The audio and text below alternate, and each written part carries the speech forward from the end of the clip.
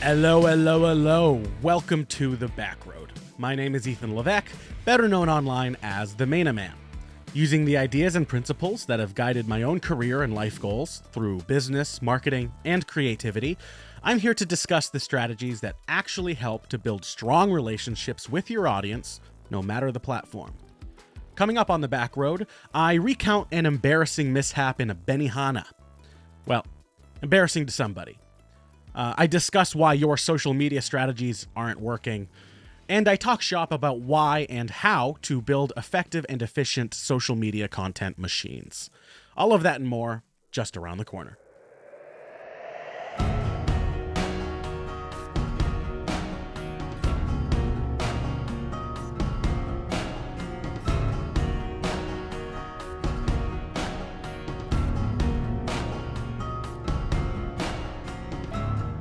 Welcome to episode 28.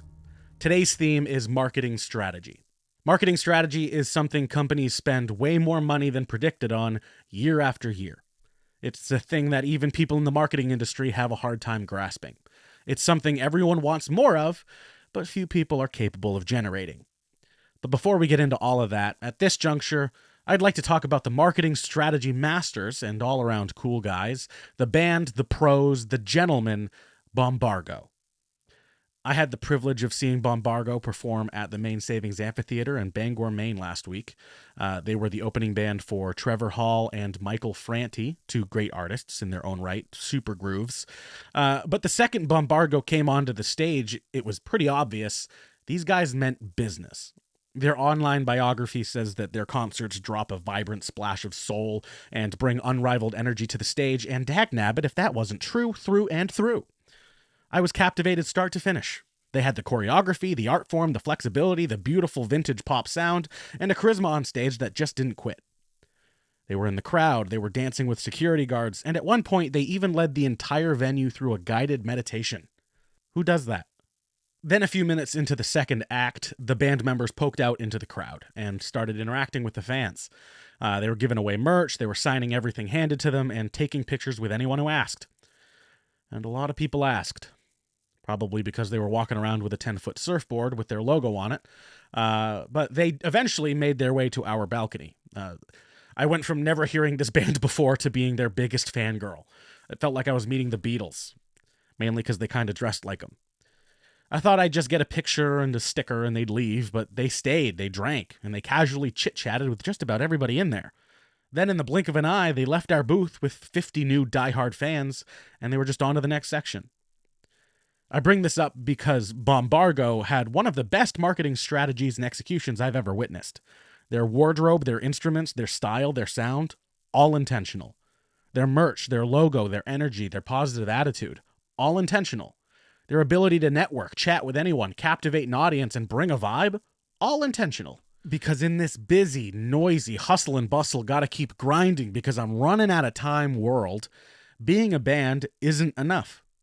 You've got to work harder than everyone else, meet more people than everyone else, be more charismatic than everyone else, and prove that you are better than everyone else.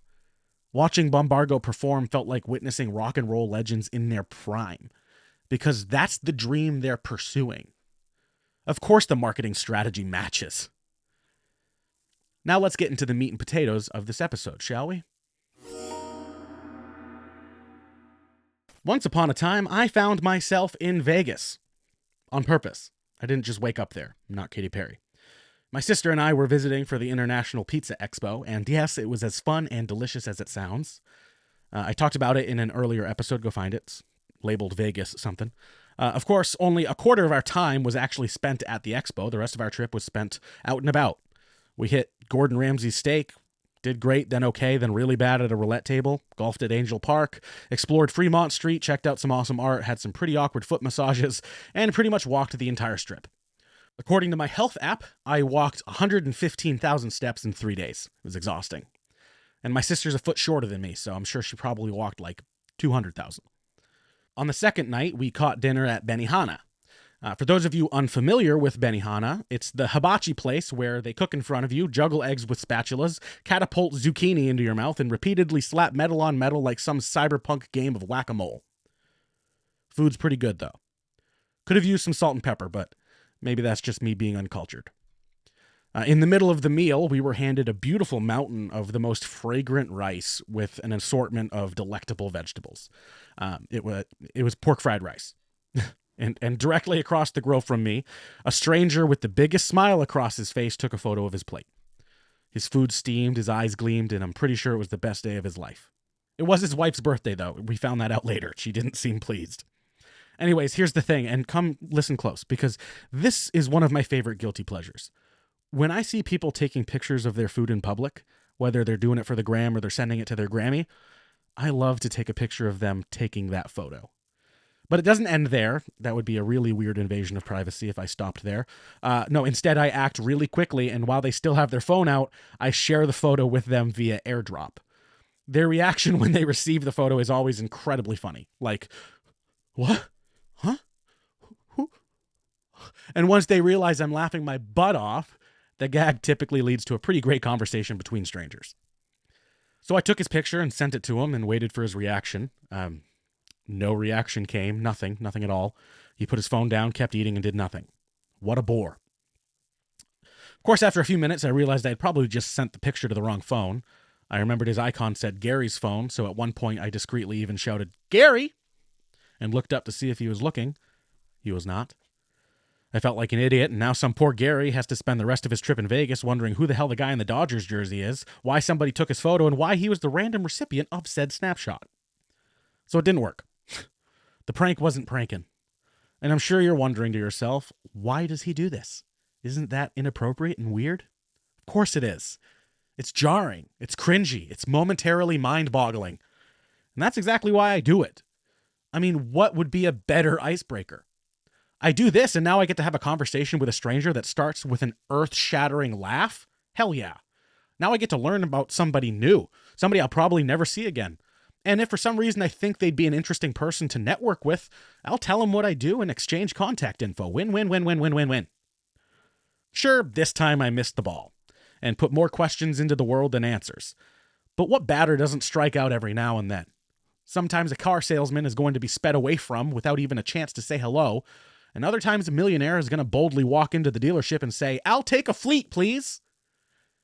3 years ago, I was standing outside of a hotel late at night when I took a picture of a guy taking pictures of his race car, and I sent it to him, and I ended up doing a racing highlight reel for him the next week in his brand new Aston Martin. 2 years ago, I sent a selfie of myself with a guy taking a selfie in the background to the guy in the background, and I shot product photography for his restaurant a month later. And last year, I showed a couple at the beach a silhouetted picture I took of them hugging at sunset, and I ended up shooting their wedding last week. Taking a picture of someone without them knowing and sending it to them is a little weird, I'll give it to you. And especially if they look over and see you creepily staring and drooling. Yeah, they're probably going to have a problem with that. You, the whole thing. And that's why when they look your way, you've got to be laughing, waving. This way the confusion becomes confirmation, the curiosity becomes contentment, and the fear becomes fun. I do this silly little thing because it either pans out to something awesome or it pans out to just about nothing. I don't need a legal pad to weigh those pros and cons. That's a risk I'm willing to take. I'm going to have fun with it. And I play this game not only because it's entertaining, for me, but because it gives me the opportunity to meet people I'm interested in introducing myself to. After all, the people I'm most likely to get along with are likely going to be in the same place as I am, doing the same things I am, at the same times as I am. That's why when I see someone on their phone on the golf course, I may send them a weird photo. Best case scenario, I make a new golf buddy. Worst case scenario, I'm slightly embarrassed. If I see a young couple in love, I'll capture their adorable memory and send it to them, because best case scenario, I take their engagement photos. Worst case scenario, they give me a half-hearted thank you. Big whoop. I believe in meeting new people because the world is small and the universe loves to create coincidences. I'm almost 30, and I can honestly say that most of my friends, my clients, and my partnerships were founded by just one of us simply introducing ourselves to the other. That's all it took. That's all it takes. Of course, you'll find more success with a good introduction, which is why I like to use the airdrop strategy, but that's not for everyone. And there are a lot of other strategies to choose from, especially for businesses and brands. That's why this week's Earful is all about finding your own marketing strategies. What do we want? Marketing strategy. When do we want it? Now. But how do you marketing? How does one strategy? Do you know? Well, from my perspective, not many people do. A lot of marketing agencies out there will spend all their time focusing on what they're going to put where and far too little time explaining why. And I'm not hating, that's the way the world works. Everyone just wants the bacon right now and they don't care how it's made. That's why most companies are rushing to get the bacon on the pan. But a good marketing company is going to know that the stove needs to be turned on first. So your business, your brand, your organization is looking to reach more people in order to acquire more leads that convert into more sales. And you know that to do that, you need a marketing strategy. That's why you know you need to post to social media. That's why you know you need a commercial. That's why you know you need a website and pictures and videos and phrasing. But unfortunately, those things are only half the battle. Those things are definitely marketing specific, but they do not represent strategy. Social media commercials, photos, videos, colors, ads, and graphics aren't strategic in and of themselves. They are merely a machine to serve your strategy. That means your strategy has to come first. You have to know what you want to achieve and brainstorm a unique way to accomplish the mission. You have to know that your customer demographic is statistically most likely to be online between the hours of 6 p.m. and 9 p.m. in order to know when to post on Facebook. You have to know that your customer demographic is statistically most likely to be watching TV during sporting events in order to know when to air your commercials. You have to know that your customer demographic is statistically most likely to listen to the radio instead of Spotify in their free time in order to know that the radio is the right place to advertise. Marketing is posting a sales graphic to Instagram. Strategy is using the color blue because blue is calm. Using circles instead of squares because circles are free, and using a bold font instead of italics because bold evokes urgency. Marketing is releasing a podcast to YouTube. Strategy is capping your episodes at 20 minutes because you know your audience doesn't have the time to listen to anything longer. Editing out the pauses to maintain a fast pace because you know your audience doesn't have the time to waste, and releasing at the same time every week because you know your audience values routine. Marketing is printing a business card. Strategy is picking a thick cardstock with rounded edges so the material doesn't bend or break easily, highlighting the phone number because it's the most referenced piece of information, and sticking with your color scheme for the sake of brand recognition. Marketing strategy is not posting to TikTok because everyone else is. It's posting to TikTok because you're trying to reach a younger audience, experiment with new content formats, and diversify your efforts. Marketing strategy is not airing a TV commercial because that's what your agency recommends. It's airing a TV commercial for 2 weeks at 7:30 p.m. because you know Pat Sajak retired and people are curious about what's going on with the show. Marketing strategy is not conducting a giveaway raffle. It's collecting email addresses from everyone who signs up so you can send them product and service discounts and updates whenever you want. The point is, marketing strategy exists in every single part of what you do. And it goes far beyond the platform you choose. Marketing strategy is all about putting intention and reason behind every single choice you make. Because if you don't, your marketing is void of strategy. Most brands that failed because they never found their identity. Don't get it twisted. Your brand has a story. You have a mission. And your audience has a need. That's called an identity. You have a place. And a proper strategy is the only way to take control of your narrative. That's why if you're an entrepreneur, if you're self-employed, if you're an independent contractor, or maybe just the lead of a marketing team, you're the best person to improve the strategy behind your marketing efforts. Because you know more about the business and the industry than anyone else under its roof. You know your customer. You know your product. You know your service. You know your details, your logistics, your schedule, your conflicts, your competitors, your hardware, your software, your workflow, your employees, and your bottom line. And everything you know must be analyzed and understood in order to form a proper strategy. Sure, your marketing team can design the campaigns and the advertisements, but without you, their efforts are misguided. They need that information that lives in your head for the best results. Strategy is all about making the statistical best choice based on your business, your client, and your circumstances, and then reevaluating after every single project in pursuit of never-ending improvement based on the analytics, interactions, and results of said project. Whew, that was a sentence. If a social media post does really well, figure out why and attempt to recreate the success based on those findings. If a post does poorly, figure out what you did to irritate the algorithm. If a post brings in more leads than normal, holy crap, you've struck gold. Post it again on another app and maybe even consider pushing it for a paid promotion because gee willikers, the universe has aligned. Point is, I'm not going to tell you what the best strategy is for your business because I don't know your business. But I can help figure it out. The best strategies will come when we work together. Marketing dude and PIC, person in charge. Partners in crime, professionals in communication. With your expertise and mine combined, I'll know exactly which apps to post on, which time to post, which context, which style, which hashtags, which filter, which music, which format, and which call to action. By knowing the exact obstacles that you're up against, we can target those obstacles and beat the breath out of them in support of solidarity. By knowing exactly who you want to talk to, we can script write in their language, use their preferred contact method, and custom cater content that grabs their attention within 3 seconds of viewership. But it only works if we work together.